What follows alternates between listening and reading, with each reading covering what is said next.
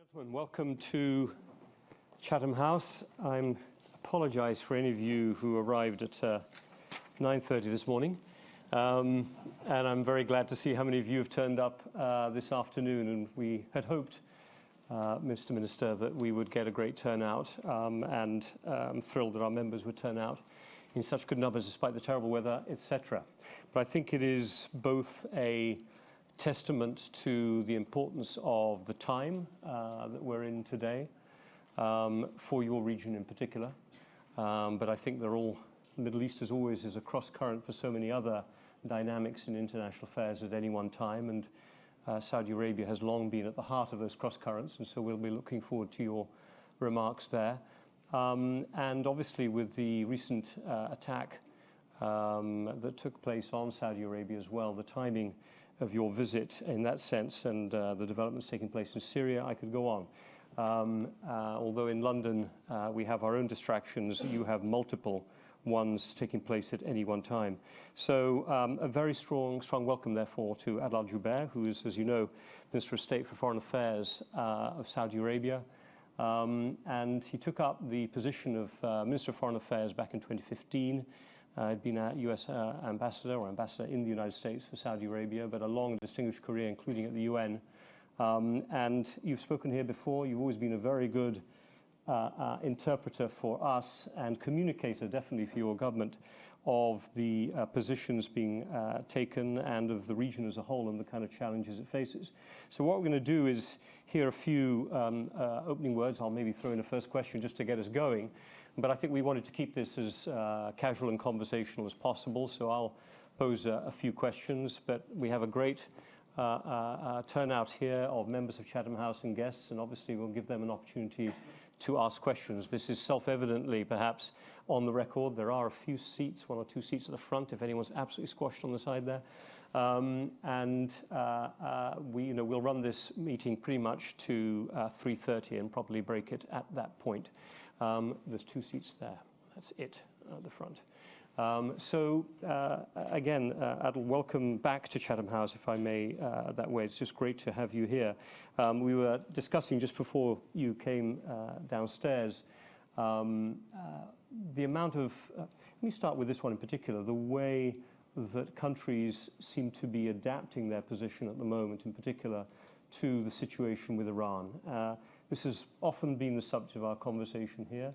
And Iran is a country that obviously is experiencing the Trump administration's maximum pressure, but that's not a policy that has been supported by all of America's allies, including the E3.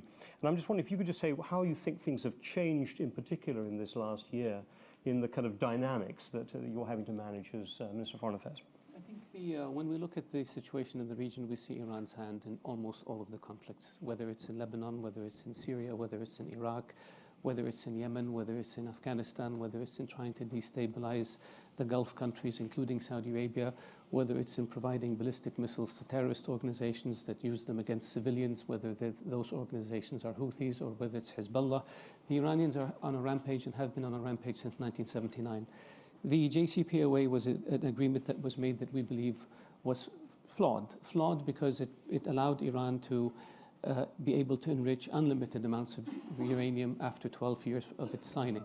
And we believe it was flawed because the inspections mechanisms needed to be much tighter than they actually are. We also believe that the JCPOA does not deal with what I call the problem of Iran writ large. The problem of Iran involves two other areas. One area is Iran's support for terrorist groups and its involvement in the affairs of the countries of the region. That needs to be dealt with. And the other area is Iran's ballistic missile program. So unless we deal with the JCPOA and the sunset provision and the inspections and make it permanent, and unless we deal with the ballistic missile program, and unless we deal with terrorism and support and interference in the affairs of other countries, we will always have an Iran problem. We supported President Trump when he withdrew from the JCPOA, and we support the policy of maximum pressure. It's really up to the Iranians to come to the table and make an agreement that actually stands. The supreme leader of Iran has issued a fatwa saying that having a nuclear weapon violates the tenets of Islam. If that's their position, they should have no problem giving up the unlimited enrichment that they would get 12 years after the signing of the deal. So why don't they do that if that's their position? Now, what we've seen is a realization on the part of most of the countries that signed the JCPOA with Iran that we have to deal with those three items. The differences, as I see them among those countries, is what approach do you take? Do you go maximum pressure and then force Iran to come to the negotiating table and deal with the JCPOA and the missile program and the nuclear program? Or do you assume that you have a few years before the restrictions on enrichment expire, and let's use those 3 or 4 years to be nice to the Iranians so they can be nice in turn to us? We don't buy that. We believe in the former. And I think the position that the E3 countries took publicly in September to assign blame and responsibility to Iran for attacking the Aramco facilities in Abqaiq and Khurais was a major statement and a major position for those countries. It's been interesting as an observer myself just of these developments recently in the Middle East and of the history you've just been describing. It seemed noticeable that the Saudi Arabian government seemed to be reticent for blame to be associated too quickly. There was what felt like a sort of dampening down of the risks of some type of dramatic US response. It was almost as if the stakes had been fully revealed of the risks of a hot war emerging out of the Cold War of maximum pressure. What kind of role are you playing as the Saudi Arabian government today vis-a-vis the US? The US has some supporters, and certainly did under the former National Security Advisor, of pretty drastic action towards the Iranian government. It appears to an outsider, at least, that Saudi Arabia actually, if anything, has been playing a cautioning role in this last few months, rather than one that's sought to stir it up and kind of win. What do you... We have taken the position, and we are convinced, and the evidence is compelling, and it's there, that these missiles were Iranian-made. It was an act of order. We are convinced that these missiles came from the north, not the south. From the south, they wouldn't have had the range to reach Abqaiq. We have asked the United Nations to provide experts to help us with the investigation, and a number of other countries have joined those experts in order to investigate. We want to determine, beyond a shadow of a doubt, where these missiles were launched from. And as we go through with this investigation and collecting the facts, we are looking at what options we have that we can deploy. And we are consulting closely with our allies on this issue, including with the United Kingdom. So our options are on the table. We're considering options. We want to make sure that the investigation is complete and that there's no doubt in anyone's mind where these missiles came from before we take any steps. We don't want war. We've said all along we don't want war, because war is devastating to the whole region. But we can't just sit there and be attacked constantly and indiscriminately by the Iranians or by their proxies. And so the international community recognizes this. That's why there's a coalition that's come together to protect maritime security in the Gulf. And that's why more than 100 countries have publicly condemned Iran's actions. And we hope that wisdom will prevail and that Iran will change its aggressive policies. And just, I'm sure we'll get more questions about this later on, but what for you would be some of the framework elements of a changed relationship with Iran, not just under the JCPOA element? You talked about the sunset provisions, ballistic missile, but how do you move to an element of mutual trust whereby you would have confidence that the Iranian government will not be seeking to undermine neighbors or parts of Saudi Arabia itself? What are the steps, the confidence-building measures that could be taken in an interim? Because it strikes me one's not going to be able to get to the full 12 points that Secretary Pompeo has put down in one go before starting to talk. Is there some halfway place that would look like progress that you could be doing step by step rather than trying to go all the way? The Iranian constitution has enshrined in it the principle of exporting the revolution. That's not acceptable. The Iranian constitution has enshrined in it the principle of protecting the dispossessed, meaning the Shia. So Iran believes that every Shia anywhere in the world belongs to Iran. That's like Germany saying every Catholic belongs to Germany. That's not acceptable. Iran does not respect the sovereignty of nations. Iran does not respect international laws. Iran does not respect the principle of non-interference in the affairs of other countries. Iran, since the Iranian Revolution, has been on a rampage, attacking embassies in Beirut, attacking the US Marines at Beirut International Airport, kidnapping and murdering diplomats in Beirut, disturbing the Hajj in Saudi Arabia in the late 80s, attacking our embassy in the late 80s in Tehran, assassinating diplomats of Saudi Arabia and a number of countries, as well as diplomats from other countries. They blew up Khobar Towers in 1996. Their military attaché in Bahrain at the time, General Sharifi, was the ringleader. The Saudis who were involved in it fled to Iran, and they haven't come back since. One of them we captured in Beirut, or was captured in Beirut several years ago with an Iranian passport, not a Saudi passport, even though he's a Saudi. They have blown up synagogue in Argentina. They have assassinated people in Europe. They have blown up facilities in Europe, and the list goes on and on and on. After the 9/11 attacks and the attack against Afghanistan, the virtual board of directors of Al-Qaeda, including Osama bin Laden's son, moved to Tehran, and Iran gave them shelter. You don't do this. The Iranians are responsible for more than 90% of the world's IEDs that terrorists use in order to kill people. The Iranians we have captured Iranian operatives in Saudi Arabia scoping and trying to destroy critical infrastructure. We have caught them trying to recruit Saudis in order to cause mischief and murder in Saudi Arabia. Bahrain is suffering on a daily basis from Iranian attempts to send explosives and operatives into Bahrain to destabilize it. In Kuwait, Al-Abdali cell was discovered, which is probably the largest terrorist cell in history, at the very same time that the Iranians are asking the Kuwaitis to try to mediate between them and the GCC. That's not the behavior of a country that wants to have good times with you. The explosions in Riyadh in 2003 that led in 3 housing compounds, the order was given by the chief of Al-Qaeda's operations, Saif al-Adl, while he was in Iran. We know this because we have the phone conversation. But therefore, back to the point. So what are the steps that you would want? I know with this distinguished history. Not least that's got a long history, got from the 80s to 2000. Correct, yeah. and I can bring you all the way to now. Yeah. 260 ballistic missiles launched in Saudi Arabia by the Houthis, Iranian-made ballistic missiles. That's not acceptable. Mm-hmm. And so, what does Iran need to do? Very simply, act like a normal country. Stop this murderous, aggressive behavior, and people will judge you by your actions, not by your words. The idea of talking about what? For 4 decades, we've tried to extend our hand in friendship to the Iranians. Iran is a great nation. We respect Iran's people. We respect its history. We had excellent ties with them until 1973. We'd rather be trading with them than shouting at each other. But therefore, there's no first step that you could take. Oh, no, step take with them. They need to have demonstrated action first. I'm just checking. Yeah, we have not launched a ballistic missile at Iran. We have not provided a ballistic missile to dissident groups in Iran. We have not fired a bullet in the direction of Iran.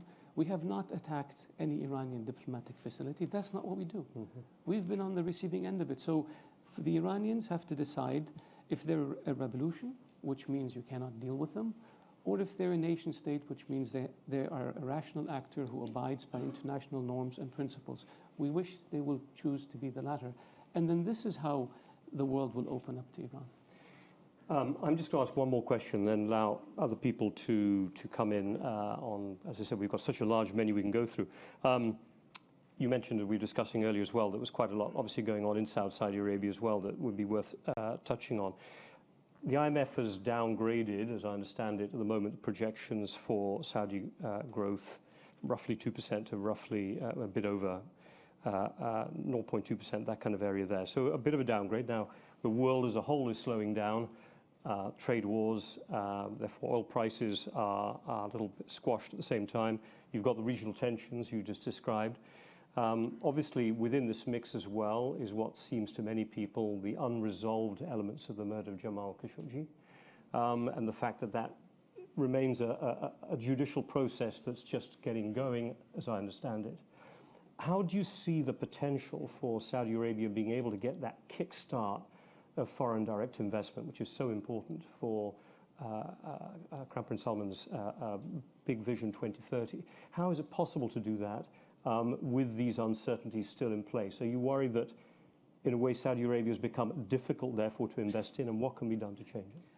I think we're moving on the right path. The implementation of Vision 2030 is designed to streamline the Saudi economy, open up new areas for investment like mining and minerals and tourism and recreation. It's designed to make the government more efficient and more transparent and more accountable. It's designed to empower youth and women. It's designed to instill a culture of innovation and technology in Saudi Arabia in order to attract domestic and foreign investment. And so far, we've succeeded.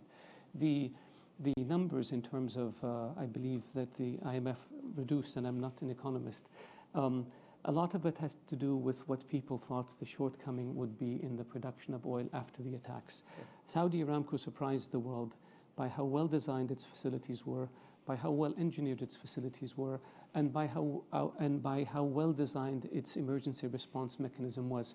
They were able to put out the fires within 6 hours in one location and 4 hours in another. They were able to begin production very slowly within 48 hours, and within 2 weeks they were back to where they were before. And in the meantime, they were able to reduce or take out of their strategic inventory to ensure that there are minimal supply disruptions to their customers. No country in the world, no company in the world has been able to do something anywhere near this. And this, if anything, is a tribute to their quality and their expertise. And I believe that this enhances investor confidence, not only in the Aramco IPO, but in general, in Saudi Arabia in general. Now, we look at the region around us. We have a conflict in Yemen that we're working with Martin Griffith in order to find a solution to. We believe things are moving in the right direction. We have brought peace between Ethiopia and Eritrea after 20 years of conflict. We improved the relationship between the president of Djibouti and the president of Eritrea after 10 years of freeze. We are working with the G5 countries and our allies in Europe and the US in order to take on Boko Haram and stabilize those countries so that Boko Haram cannot move from there into Central Africa. We are working with our friends in Iraq in order to see what we can do to integrate our trade and investment and to help stabilize Iraq.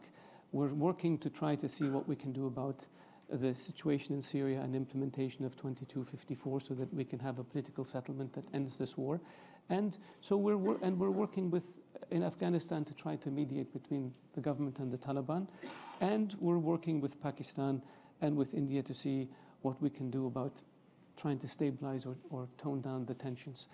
All of this we're doing because we believe that a region that is stable is a region in which we can focus on our internal situation. We don't want land, we don't want people, we don't want resources, we have enough of it. We want calm and we want stability in order for us to improve the lot of our people. We want our young people, who represent 70% of the population, we want them to be able to achieve their hopes and their dreams and their ambitions. And the less problems we have around us in the region, the more focused we are on this. So the changes that have happened in Saudi Arabia over the last 2 or 3 years have been nothing short of revolutionary. The empowerment of women, the empowerment of youth, the opening up of the public space, beginning to instill a culture of innovation and technology. We have now become one of the largest investors in the world in technology because that's where the future is. Artificial intelligence, robotics, software, you name it, we want to be part of it. That's what will drive Saudi Arabia to greater heights. And all of this program is driven by His Royal Highness the Crown Prince. The issue of Khashoggi is a very painful issue for Saudi Arabia. We have said that this was a rogue operation that was not sanctioned. It was committed by agents of the Saudi government in a Saudi government facility. His Majesty ordered an investigation. The investigation led to arrest of individuals and charges filed against 11 individuals.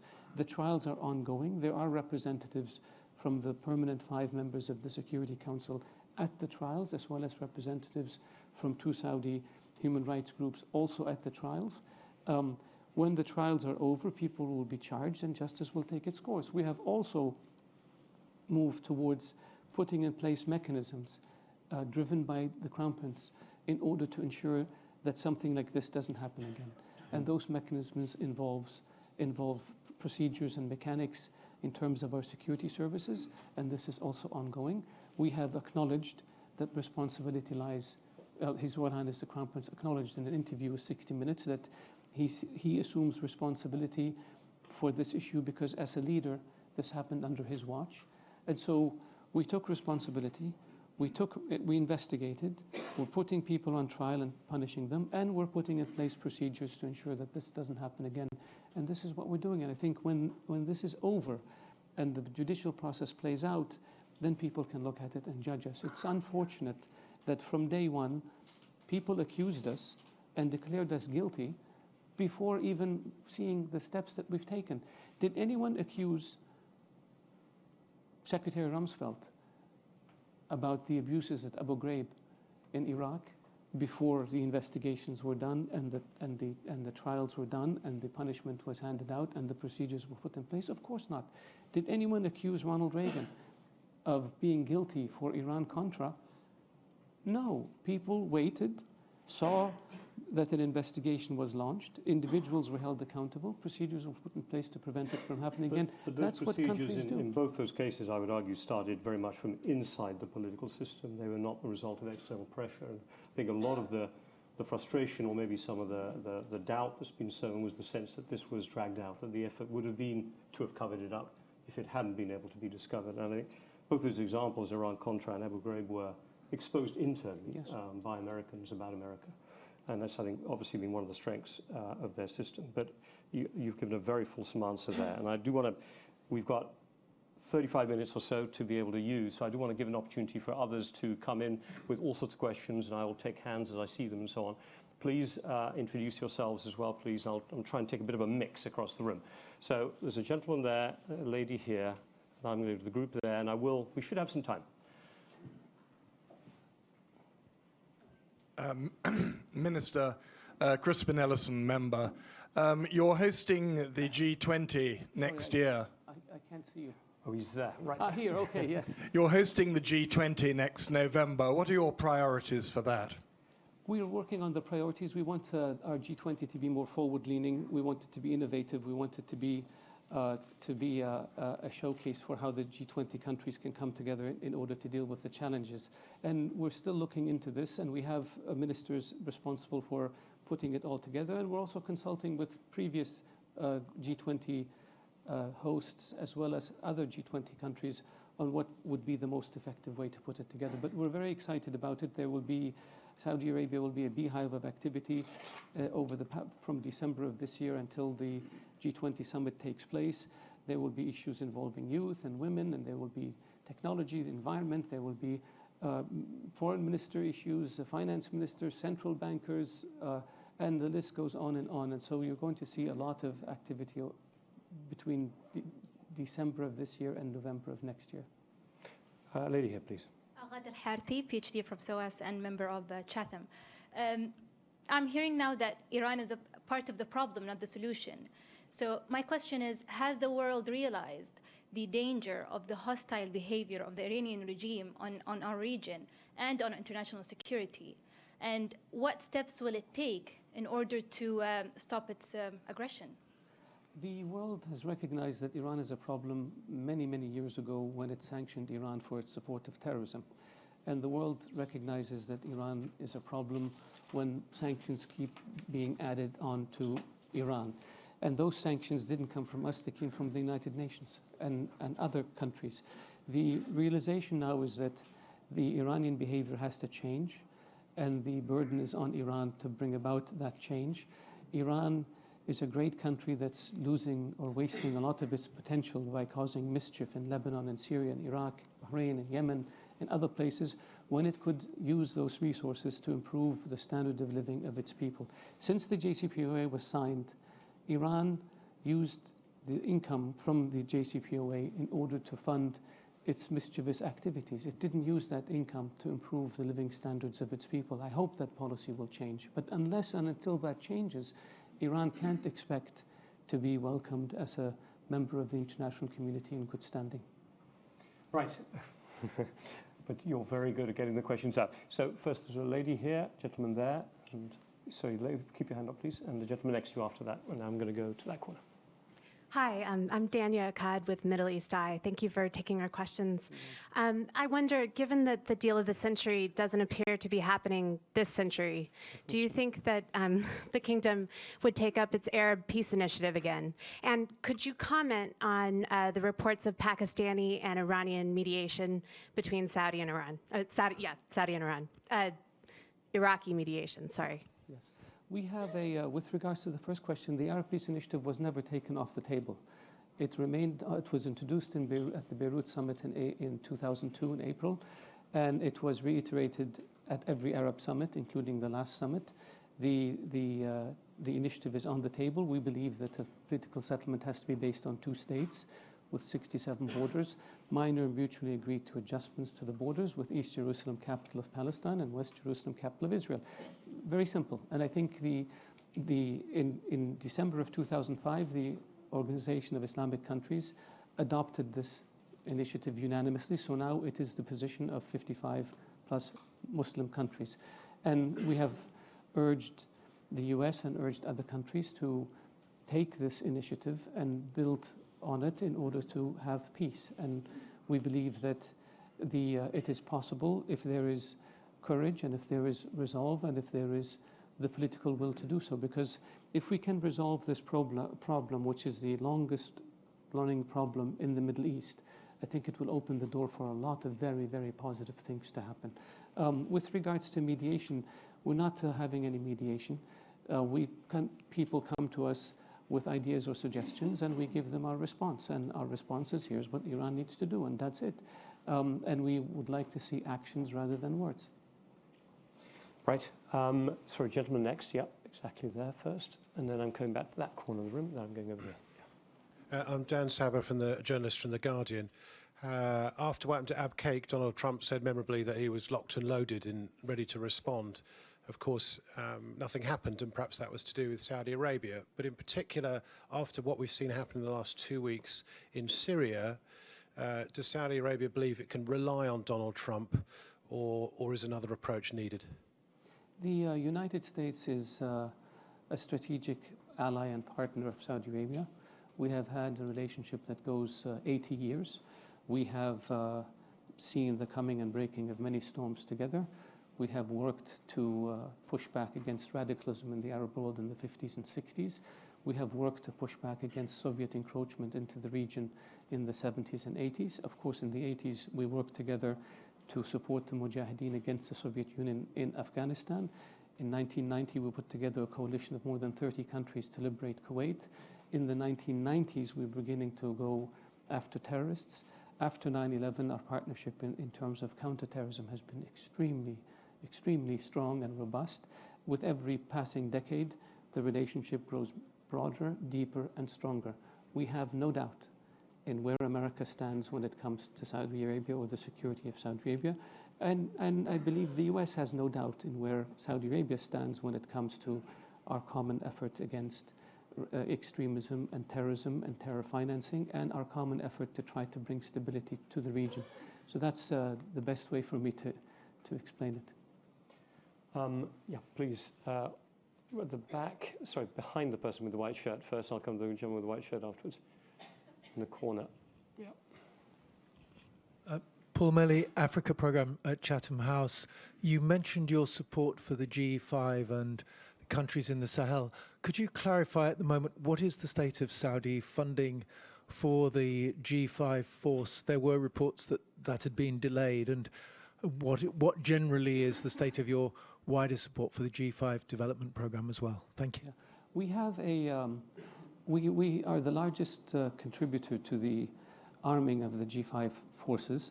The actual selection of the arms and the disbursement and payments is something that's technical that we don't deal with in the foreign ministry. We also have a program with each of the G5 countries through the Saudi Development Fund in order to provide economic assistance, development projects to those countries. We believe that we need to be able to fight the extremists and the terrorists on the one hand, while we improve the living conditions of the people on the other hand, in order to reduce the chances that they can be recruited. And so this is what we're working on. And our development program, or our developmental assistance to Africa, is one of the largest in the world, and it extends beyond the G5 countries. Thank you. Right, there's a question coming to this side now, please. Yep. Thank you, Robin. Hanif Fadil, former advisor, British Parliamentary Group on the GCC. Welcome, Foreign Minister. It's great to see Shah Rukh Khan, Jean-Claude Van Damme and Jackie Chan in Saudi Arabia. That was wonderful. My question is to do with the issue of investment and foreign policy. Robin's alluded to this. Clearly, if you're going to foster confidence in people investing in your country to transition from getting off oil into having a mixed economy, you've got to have that investment pretty fast for Vision 2030 to be successful and for your economy in future to break even because you've got a growing population. In terms of your foreign policy, whether it's the standoff with Qatar, Yemen, now Iran, the involvement in Syria, have those foreign policy objectives been achieved? If not, how successful have they been? And what issues are there, if any, with the strategy? Because clearly, take, for example, going back to that issue of Qatar, they've turned around and said, we're not going to implement what the quartet is saying. You have a close partnership with the Egyptians, with the Emiratis, but there doesn't seem to have been the kind of success I think you would have envisaged. I think in Yemen, for instance, that was a war that we didn't choose. It was a war that was imposed on us. Saudi Arabia was the country working with the GCC that prevented the collapse of Yemen under former President Saleh when we introduced the GCC initiative, which led to a transitional government. The Yemenis established a national dialogue where they discussed the future of Yemen and came up with a blueprint for what that future should look like. They then were going to write a constitution in order to move the process along. And that's when the Houthis moved from Sa'da to Amran and attacked Sana'a and took over the government. So we had no choice but to respond, to support the legitimate government and prevent Yemen from falling into the hands of a radical group allied with Iran and Hezbollah. We didn't want this war. And from day one, we have said that the solution to Yemen is a political solution, that all the Yemeni factions, including the Houthis, have a right to be part of that solution. And we're trying to see what we can do in supporting the UN envoy, the various envoys, most recently Martin Griffith, on moving towards a political solution. Saudi Arabia supported every agreement that was made, but unfortunately it wasn't implemented. The Stockholm Agreement would not have happened were it not for Saudi Arabia's involvement and the personal involvement of His Royal Highness the Crown Prince. We are now moving towards implementation of this agreement, and we're trying to mediate between the Southern Transition Council and the Hadi government in order to stabilize Yemen and then move towards seeing what we can do about mercy flights and airport openings and access of humanitarian assistance. While we're doing this, we have provided Yemen with more than $14 billion in humanitarian assistance, more than any other country in the world. We have plans for Yemen's reconstruction when the conflict is over. So I don't see this as a failure. I see this as a success in the making. When people say 5 years in Yemen, I look at an international coalition fighting for 19 years in Afghanistan. I look at an international coalition of over 70 countries, including the world's great powers, fighting for 5 years to defeat Daesh in Syria and Iraq. Wars take time. And we're trying to find a political process to move Yemen out of its quagmire. That's one. Syria, we didn't start. In Syria, you had a revolution that started, and we, along with allied countries, went to support the moderate opposition in Syria. And we have always said, 2254, we were instrumental in drafting that resolution, calling for a political settlement based on the Geneva I Declaration. And we worked on unifying the Syrian opposition in Riyadh several years ago, and we worked on expanding the Syrian opposition through the negotiating committee in Riyadh last year. Now we have the Constitutional Committee that they have set up, which we support, and we hope that this will be the beginning of a political process in order to extract Syria from the quagmire that it is and ends the war, allow refugees to go back, allow internally displaced people to go back, and then move towards make sure that we have a stable, unified Syria with no Iranian influence. That's what we're doing in Iraq, for example. We have opened up a new chapter several years ago. We're opening up border crossings. We have trade that's growing exponentially. We have visits by officials of both countries that are fairly intense in tempo. So I see that as a positive. In Afghanistan, we're trying to bring peace. With Pakistan and India, we're trying to lower temperatures. In the Red Sea, what we did with Ethiopia and Eritrea after 20 years of conflict is very positive. And the Red Sea as a whole, we're trying to integrate those economies so we have balanced development and we can deal with environmental issues, we can deal with trafficking issues, and we can deal with piracy issues. So I don't see it as failure. I think we're dealing with the challenges that we're confronted with in the best manner that we can. I'm sure we'll come back to Syria, and I've got lots of hands which I'll be turning to as to whether it's working, given that certainly President Assad and his Iranian backers seem to be on the ascendant right now. But we hold that. Just on Yemen, could you say a word or two about your relationship with the Emiratis on this? Because it seemed that was very much a close coalition with Egypt as well. There seemed to be, again, for me as a bit of an outsider, but I've picked up a difference in emphasis, maybe a splitting in the ways, including of some of the groups being supported there. What can you share with the audience here about how the coordination is today between the Emirati government and Saudi Arabia over Yemen? The Emiratis are allies of Saudi Arabia, and the Emiratis were with us in the war in Yemen. They have provided a large number of forces in Yemen. I think they are rearranging their presence in Yemen. They haven't pulled out. They still have forces in other parts of Yemen. We are working with the Emiratis on how we can make the Yemeni forces more effective. And so and the coordination is ongoing. I think this idea that there's a split or that they're just cut and run is really not reflected by the reality of what's happening on the ground. Maybe a different strategy, maybe. Question here first, please. And then I'm going to come back to the front here, and I will hopefully get all of you in. That gentleman there's been waiting. Yeah. Hello, Mohammed Amersi. Thank you very much, Minister, for a very informative account. I'm here. The question I have is this, that the United States, there is a perception that they seem to be retreating from the Middle East because their dependency on Middle Eastern oil is getting less and less. Russia is trying to fill the vacuum. Indeed, President Putin was in Saudi Arabia recently. Do you believe that Russia can be an honest broker in the Middle East at all?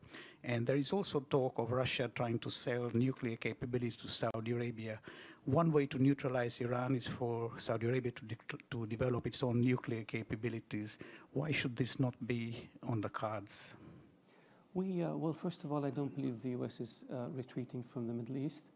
And I don't believe that America becoming a net exporter of oil changes the nature of the oil markets. Oil is fungible. If you have a shortage of oil in one part of the world, prices rise all over the world. If you have a problem in the Middle East, it's going to impact the consumer at the gas station in Ohio. So that's not an issue. And any damage to the international economic system is a damage to all countries, including the U.S., which is the world's largest economy. So that's one part. I don't believe the U.S. is retreating. The U.S. is a global power. It has interests in the region. And you can see it in terms of their military presence in the Gulf. You can see it in terms of what they're doing in terms of the issue of piracy, the issue of the G5 countries in the Sahel. You see it in terms of their engagement with us and others in trying to stabilize the Sudan. So I don't see this as a retreat. There may be some shifting of assets, but that doesn't mean a retreat. I don't buy into that scenario. With regards to the role of Russia, we have developed good ties with Russia, but those ties do not come at the expense of our strategic relationship with the U.S. Over the past few years, we have had a number of visits to Russia by our leadership, and from Russia to Saudi Arabia by their leadership. We consult with them on regional issues, and we think if there's a role that they can play that is a positive one, we would welcome this. So we don't see it as competing with our relationship with the U.S. or coming at the cost of that relationship. Russia, at the end of the day, was the first country to recognize Saudi Arabia in the 1920s. And today we are both large oil exporters, so we have an interest in stabilizing the energy markets. Russia has a substantial Muslim population, so that's important to us as well as to Russia. So we have relationship there. And so to try to build a relationship, a positive relationship, is not a negative. A couple of questions at the front. Gentleman there, right in the corner first, and lady there. I will come, right in the corner, he's first, and then the lady through the Hi, Dominic Dudley, Gulf States Newsletter. I wanted to ask you about your approach to Oman these days. There's been suggestions that it maybe turns a bit of a blind eye to smuggling across the border towards so the Houthis can re-equip. So your thoughts on that? And more broadly, do you think they're getting too close to Iran, and have they lost their potential as a go-between, as a mediator between Saudi and Iran? Well, I think Oman is a member of the GCC, so Oman is an ally of Saudi Arabia. We have talked to the Omanis about the issue of smuggling. They have said that they're doing their best, and they're saying that they're trying to seal the border off. And so we will continue to work with them and engage with them. They have also spoken to the US and to the UK about how to deal with this issue. So that's an ongoing conversation. I don't believe that Oman's policy, and I rather have the Omani minister speak about this, but has always been trying to balance and reach out to others. That doesn't put them at odds or make them negative from our perspective. When President Sadat went to Egypt, all the Arab countries cut off ties with Egypt. Oman did not, because they believed we need to engage and have dialogue. So I don't think that Oman's relationship with Iran is detrimental. I think that we believe the Iranians need to understand that their policy of aggression and murder and destruction has to stop if they want to be accepted in the community of nations. Lady there, please. Thank you very much, Minister. My name is Dr. Salma Basi from eWorldwide Group. My question is more on the words you were talking about for the empowerment of youth and for women. Are there any specific initiatives that you have for the OIC countries to closen the collaboration, specifically in those areas where we have destabilized areas, because the youth are basically disengaged and not taking advantage of the opportunities that technology and AI can bring, and entrepreneurship? So is there something we can do to increase the collaboration across the OSCE countries? Thanks. I believe the OIC is looking at areas like this and has been for some time. One of the priorities has been to see how one can increase trade within the OIC. The Muslim countries have tremendous resources, they have tremendous populations, they have tremendous markets, they have tremendous talent, but they trade outside. And the idea is, can you generate synergy between different countries so that everybody benefits? This was a conversation that began in the OIC several years ago. And of course, empowerment of youth and women is definitely a part of this. I'm not privy to the details, but I can tell you that from a general perspective, there is that sense of we need to do more in order to do this, because this is how ultimately we defeat extremism, by providing people with opportunity, by providing them with hope, by providing them with jobs. Gentleman there with the white shirt. Yep. Yeah, you're in the right row. Just go on. Keep your hand up, sir. Keep your hand up. Yeah, right there. The white shirt. Yeah. Frank Kelly, member of Chatham House. Could you clarify why the Saudi Air Force has bombarded those fighting with Saudi forces on the battlefield of Kitaf Najran after they surrendered to and were in the custody of the de facto government in Sana'a? Or is it once again the bad Iranian guys who are responsible? Are you referring to the attack against the detention facility of the Houthis? Okay. We investigate any such incidents. The facility was not declared to the United Nations nor to the coalition, so it can be put on a no-strike list. We have more than 60,000 locations that are on a no-strike list. When the facility was attacked, there were multiple explosions afterwards, so obviously the Houthis were using it. Were using a weapons depot and putting people in it who are human shields. When we don't know, when we are not informed that a facility is a detention facility, how do we know? And when we have evidence that indicates that this is a weapons depot and nothing that says that they have human beings in it, that's not our problem, that's the Houthi problem. And we're looking into this issue as we're looking at other issues. We have more than 100 cases that we're investigating where we believe it could have been intelligence error, it could have been targeting error, it could have been, but we're doing this and we announce the results of our investigations to the world, unlike the Houthis. The Houthis use child soldiers, 20,000. I don't hear people complain about it. The Houthis stop humanitarian assistance. I don't see people complaining about it. The Houthis launched more than 260 missiles at Saudi Arabia. Nobody says anything.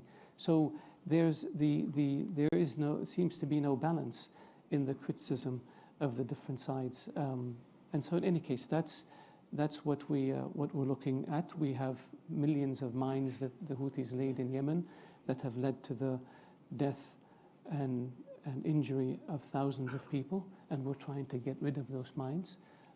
So we're doing our best to minimize casualties, and we're doing our best to abide by international humanitarian law. We're doing our best to make sure that we have as complete a list of no-strike zones or targets as we can. That's what countries do in wars. And if an accident happened, we investigate it and we take procedures to prevent it from happening again. I'm sure you're pleased to be held to that higher standard. I mean, as you said, you wouldn't want to be held to the same standard as the Houthis. So the fact there's no balance, I think you will be held to a high standard, which is good. The gentleman right at the back there with the glasses, yeah, left-hand side. I'll come to you afterwards. Yeah, keep your hand up. Yeah, yeah, to that. Minister, this is Taimur Iqbal, Chatham House member. In regards to the situation in Kashmir, which is further deteriorating, the region is still in the state of curfew and there is a lockdown. Do you intend to play a role of mediator between India and Pakistan, and what are your specific concerns on Kashmir as of now? Yeah, we have been in touch with both India and Pakistan about the importance of calming the situation down and the importance of trying to get to the negotiating table in order to resolve issues through negotiations. The two sides don't India does not want mediation. They believe that this is a bilateral issue with Pakistan, but we're trying to see how we can encourage the two sides to move in towards an area of agreement. The humanitarian situation in Kashmir is one that is painful, and we're trying to see how one can ease that situation. And then we want to make sure that, as I said, the communications and contacts between India and Pakistan are actually intensified, not reduced, to prevent any accidents from happening. You're doing an amazing job. I've got so many hands going up. I'm going to keep running through them, and apologies for those I won't get to. First, the gentleman right at the back. Yeah, exactly. Also being very, very patient. Now I'm going to the door over here. Thank you very much, James Spencer. What are Saudi's current views of UK investors? Has it changed, particularly after the UK government has shown reluctance to support military exports to Saudi Arabia? UK investors are very welcome in Saudi Arabia. The security relationship between Saudi Arabia and the UK is a very, very strong one. We are one of the largest, if not the largest, customer of defensive hardware from the UK. And that relationship is growing. We have there's an issue that I think you're referring to with regards to the procedures that the court asked the UK government to take. Those procedures are internal issues to the UK with regards to follow-up. The court did not question the delivery of defensive equipment to Saudi Arabia. So this is an internal British legal matter, but that has not affected ongoing defense sales to the Kingdom of Saudi Arabia. We expect our relationship to continue as it has been for many, many decades, and we look forward to having British investors in Saudi Arabia. We already have tremendous British investments in Saudi Arabia in the energy field, in the defense manufacturing and technology, and I would expect that this will continue to grow, as will Saudi investments in the UK. And Brexit makes, as we're here on this day, I might as well throw it on the agenda. Just quickly, I mean, we were discussing this earlier in terms of any difference, the UK inside the EU, outside the EU, in terms of trading and or foreign policy relations? The UK is a strategic partner of Saudi Arabia and has been for 100 years and will remain so, whether the UK is in the EU or whether the UK is outside of the EU. That's for you to decide. But we will have a relationship with you. It will be a strategic relationship with you. It will be a strong relationship with you. Like I said, whether you're in the EU or outside of the EU. I believe that Britain is a very innovative country. It's a country that has a top-notch education system. It's a country that is that has technology. It's a company that has great institutions. It's a country that has creative people and dynamic people. And Britain will always do extremely well, whether in the EU or outside of the EU. So we don't take an issue on whether you should be in and out. That's your issue. But the relationship between our two countries is not going to change because of that. If anything, there may be more leeway for Britain to maybe negotiate free trade agreements and so forth with more independence if it was not in the EU. But that's really for the economists in the UK to establish, not for me. Okay, thank you. Gentleman by the door. Okay, right. Well, we'll do one. I'm going to do 1, 2. Yeah, because it was actually the gentleman behind you. That's okay. Sorry to jump in. It's Will Crisp from Middle East Economic Digest. There were meetings between Saudi officials and Kuwaiti officials last week about the divided zone, and there's been some kind of different reports about how they went, with some people reporting that oil production is going to restart in the divided zone, and I'd just like a Saudi update on how the talks went and what we can expect. Yeah, I think I would rather not comment on this issue because it's a technical issue that's really handled by our Ministry of Energy. What I do know is that discussions are ongoing with our friends in Kuwait, and you've seen the statements that were put out by the Deputy Foreign Minister of Kuwait about progress that is being made, but I can't tell you the details, and I can't tell you the timing, because really that's not our lane, as they say, and I don't want to say anything that could have an impact on the oil markets because I'm speculating. So if you forgive me. We'll let the speculators do the speculating. Yeah. Right, gentleman in the corner. Yep. Good afternoon, Minister, and thank you for your presentation. I just want, my name is Judy Warner. I'm a member of Chatham House and an army reservist in DCSU. I just had a question in relation. You had a lot of comments about the malign influence of Iran, and posing a question from some observers could say some of the issues that we have in the Sahel that you've mentioned are partly due to what could be defined as malign influences from, Saudi preachers, Wahhabists, and sponsors of Salafist organizations that, keep challenging the Sufi brotherhoods and creating an extremist environment. Also, if you look at places like Sudan, you've got sponsorship or Saudi support for people like Hemeti. And just alluding back to what you said earlier about Al-Qaeda members being in Iran and ordering attacks, we had the founder or the former founder, or the dead founder of Boko Haram in Saudi Arabia, post-arrest prior to his killing. So my point, my question is, wouldn't it be helpful, in Saudi Arabia's foreign affairs or foreign policy to look at some of those behaviors that could be considered malign, particularly in Africa, particularly in the Sahel, and possibly addressing those that would give you maybe a slightly better moral authority to challenge the Iranians? Yeah. We have looked at this. We have had, during the war in Afghanistan in the 1980s, a lot of radicalism emerged, and then during the war in Bosnia and in the Balkans, a lot of radicalism emerged and a lot of funding for radicalism came, including, unfortunately, from Saudi Arabia. We looked at this issue and we held the organizations or the charities that were operating there to task. We looked at our mosques. We dismissed or thousands of imams for preaching extremism and hatred. We put the first law in the world where you cannot collect cash in public places, which would be like in Britain banning the silver cup during Sunday service. We did that. Charities in Saudi Arabia cannot operate outside Saudi Arabia. They cannot transfer funds outside of Saudi Arabia. You raise money in Saudi Arabia and you spend it in the kingdom. We have looked at the Islamic centers in order to ensure that there is no extremism or radicalism that emanates from them. We have looked at Saudi preachers, prominent ones, who have advocated for extremism, and they're in jail now as we speak. So our policy with regards to extremism is zero tolerance. We have suffered terrorist attacks at the hands of individuals who were brainwashed by these radical individuals, and we want to make sure that they cannot continue to poison people. But the issue of extremism in the G5 countries or in Africa, or I believe is a legacy issue from 25 or 30 years ago.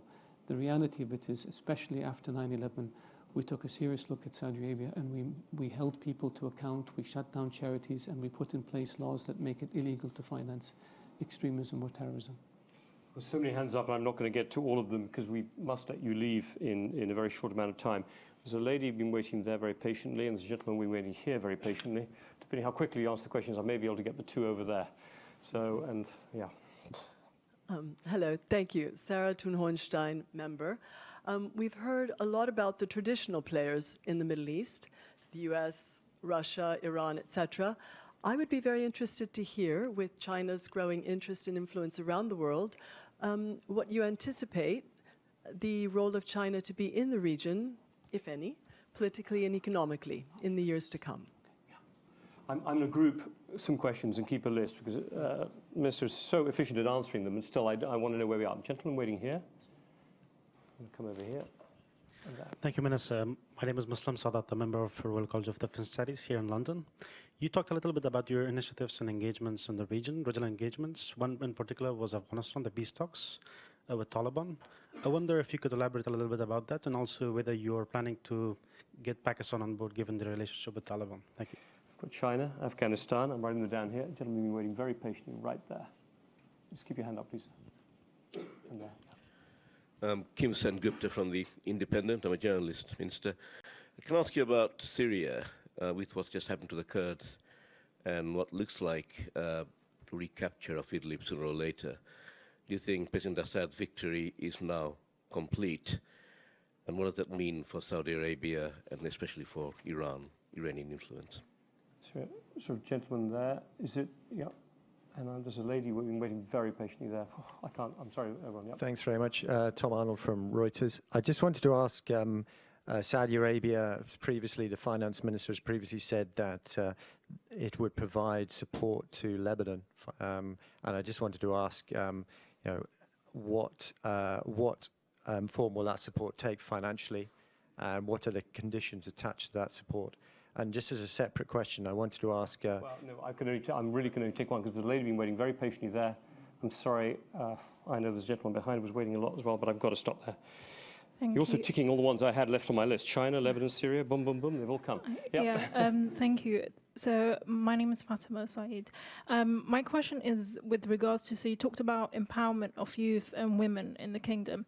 How sustainable do you think these cosmetic reforms are going to be without, I think the elephant in the room here is democracy. So how do you think these are actually going to be sustained without that underpinning them? And what do you make of all the female activists that are currently in Saudi prisons that are not able to enjoy some of these reforms they fought for? And we're seeing, this anti-establishment wave going through. You mentioned Lebanon. We're seeing protests across Lebanon now, across the Arab world. Are you afraid that you're going to see that wave at your doorstep soon? And what are you doing to counteract that, maybe? That we could start the whole thing again with these 5 questions and do another hour. But I've got the list. If you could just say a quick I'll start with the last question. Well, first of all, I take exception with describing the reforms as cosmetic. They're not cosmetic, they're revolutionary. Women can drive, which should have happened many years ago. The women can travel without anyone's permission. Women have the same access to the workplace, including salaries, as men. According to our labor laws. The public places are no longer segregated. There's a dress code. Women represent 39% today of entrepreneurs in Saudi Arabia. In the foreign ministry, for example, 4 years ago, the incoming diplomatic class was 10% women. Last year, it was 50%. That's not cosmetic change. That's serious change. When you look at business women in Saudi Arabia, I believe 2 or 3 of our top 5 banks, they have women CEOs. That's not cosmetic change. When you look at ministers that were appointed women, they were appointed because of their capabilities and expertise, not because they were women. That's not cosmetic change. The women that you talk about, the activists, were not detained because they were activists. They were detained because they were doing things that violates the law. They were cooperating with foreign governments. They were recruiting people in sensitive positions. Most of them have now been released on bail pending their trials, and the legal system will have to take its course. That's what we have here. When we look at The reforms that are happening in Saudi Arabia, it's ongoing. We will continue to evolve as a country. We will continue to build institutions. Those institutions will continue to become stronger. The objective is to make our country a normal place in which normal men and women lead normal lives. That's what we're working towards. And the changes that have taken place in the last 3 years have been astonishing. But that's not the end of it. We have to continue moving in a direction that provides stability and prosperity for our people. That's on this issue. The second one was China. China is the world's second largest economy. China continues to grow. I believe the next 50 years will continue to see the rise of China. China has tremendous interest in the Middle East. The Gulf region is the largest source of energy for China.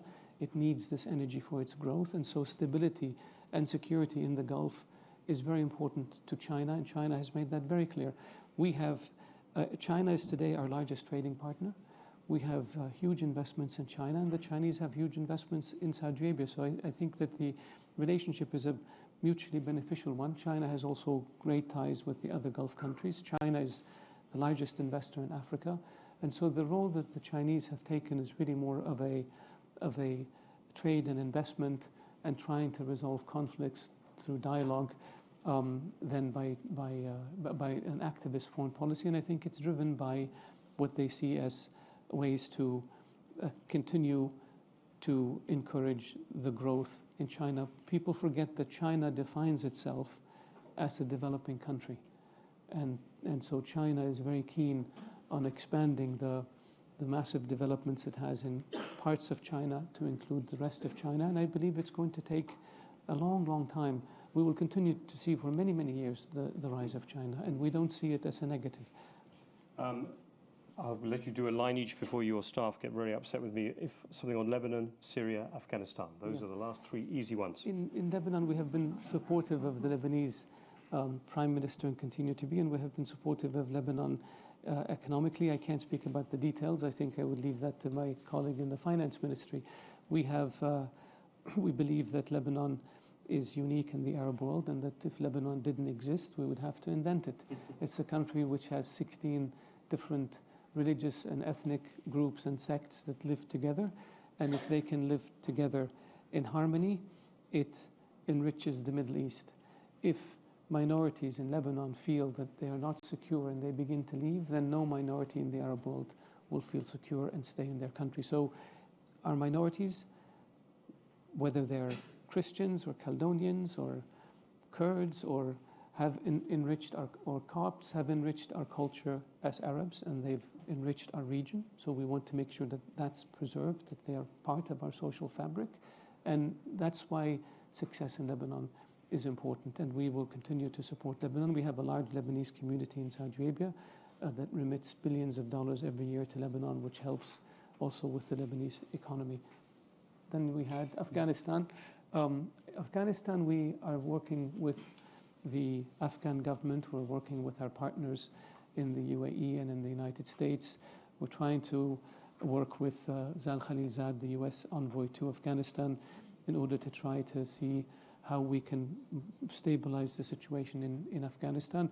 We're also working with our friends in Pakistan about the situation in Afghanistan. We think that Afghanistan has suffered way too long.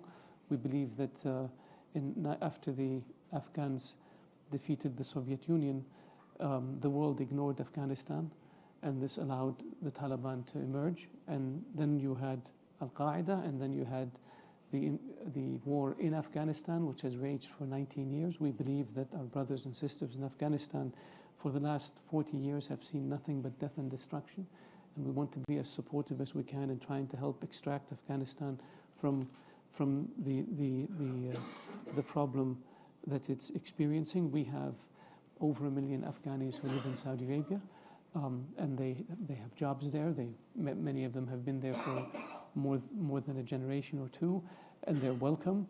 And so we have family ties, we have religious ties, we have political ties, we have economic ties, and it's very important to us to try to help stabilize the situation in Afghanistan.